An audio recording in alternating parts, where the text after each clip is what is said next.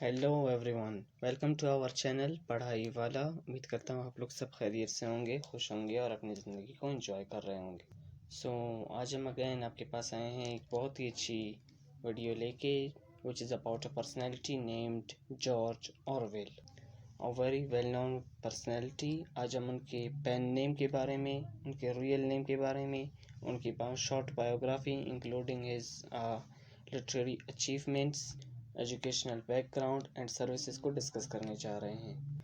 तो अगर अभी तक आपने हमारा चैनल सब्सक्राइब नहीं किया तो काइंडली हमारे चैनल को सब्सक्राइब कर लें ताकि इस तरह की इंफॉर्मेटिव वीडियोस आप तक पर वक्त पहुंचती रहें। तो दोस्तों, हमारी वीडियो की जो पर्सनैलिटी जो हमारे पास आज मौजूद हैं, हमारे इस हीरो की कहानी शुरू होती है 25 जून 1903 को बिहार में। बिहार साउथ इंडिया का एक इलाका है जहाँ पर हमारे हीरो जॉर्ज ऑरवेल पैदा हुए थे। आई नो, मैं उन्हें हीरो इसलिए कह रहा हूँ क्योंकि मैंने पर्सनली उनके वर्क्स को स्टडी किया है with deep critical analysis and I am very impressed from him. So sir George Orwell का असल नाम था एरिक आर्थर ब्लेयर। वो एक ब्यूरोक्रेट के बेटे थे। उनके फादर उस टाइम के ब्रिटिश राज के लिए, ब्रिटिश गवर्नमेंट के लिए काम कर रहे थे और उन्होंने वहाँ से मुकाबले का इम्तिहान पास करके सिविल सर्विसेज को ज्वाइन किया था। अब चूंकि उनके फादर सिविल सर्विसेज में थे तो उनका इंग्लैंड आना जाना लगा रहता था।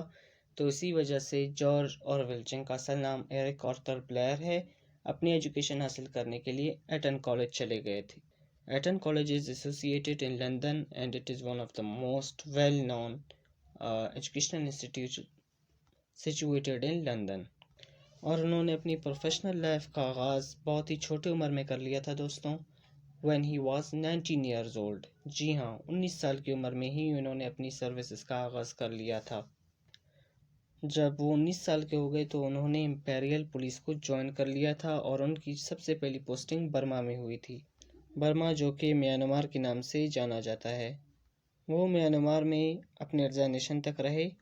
उसके बाद वो कुछ वक्त के लिए लंदन चले गए, जहाँ पे कुछ वक्त गुजारने के फ़ौरन बाद ही वो पेरिस चले गए थे।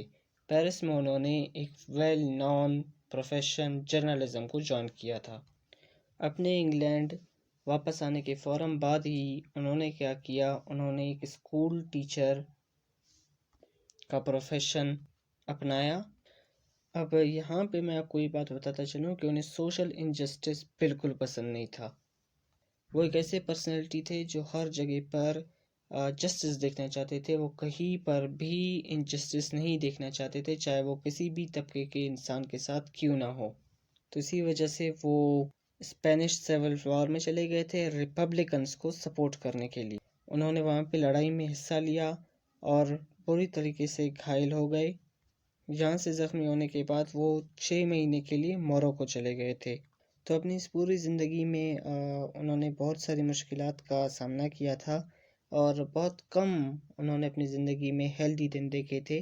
अपने हेल्थ इश्यूज़ की वजह से उनकी उम्र इतनी ही कम है। इन दी लास्ट, उनकी जो ज़िंदगी के आखिरी अय्याम थे, इन दिनों में उन्हें ट्यूबरकुलोसिस, इन शॉर्ट टीबी हो गया था, जिसमें उनकी डेथ हो गई जनवरी 21, 1950 में।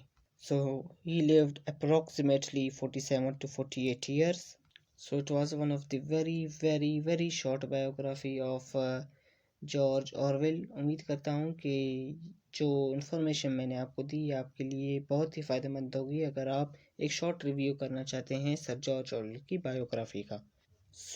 अब हम उनकी कुछ लिटरेरी वर्क्स को भी डिस्कस कर लेते हैं कि उन्होंने लिटरेचर के लिए क्या क्या खिदमत दी थी। जैसा कि मैंने आपको बताया कि उन्हें सोशल इनजस्टिस पसंद नहीं था, तो वो सोशल इनजस्टिस को ख़त्म करने के लिए अपने पेन का बहुत बेहतर इस्तेमाल किया करते थे। उनका सबसे पहला नावल है बर्मिस डेज, जो कि उनके बर्मा में सर्विस के दौरान उन्होंने लिखा था। Number 2 is down and out in Paris and London, जो उनकी स्ट्रगल के बारे में बताता है इन 2 कंट्रीज़ में। Third one is the road to Wigan Pier, जिसमें उन्होंने अपनी गरीबी और गुर्बत का जिक्र किया है। Homage to Catalonia and coming up for air, ये उन्होंने स्पेनिश वॉर के बारे में लिखा है और ये वो अरसा है जो उन्होंने मोरक्को में गुजारा था रिस्पेक्टिवली। اس کے علاوہ انہوں نے بہت سے آرٹیکلز بھی لکھے تھے، لیکن ان کے جو ویل نون ورکس ہیں وہ 2 ہیں، میں نے پڑھ لیے ہیں، اور آپ سب کو بھی ہائیلی ریکمینڈ کرتا ہوں کہ as a student of literature اور as a student of political science you must read it. اگر آپ کا تعلق ان شعبوں سے نہیں بھی ہے تب بھی آپ کو یہ دونوں پڑھنے ہی چاہیے۔ So the first one is Animal Farm, جو کہ سمپلی پولیٹیکل سٹائر ہے رشین ریولوشن کے اوپر، and the second one is 1984، جس میں انہوں نے انگلینڈ کو جو کہ ایک پیسفل کنٹری ہے یہ دکھایا ہے کہ اگر اس میں وار ہوتی تو کیا سچویشن ہوتی۔ سمپلی انہوں نے یہ بتایا ہے کہ ایک اگر ڈکٹیٹرشپ گورنمنٹ ہوگی تو وہاں پر حالات کیسے ہوں گے اپنے اس ناول 1984 میں۔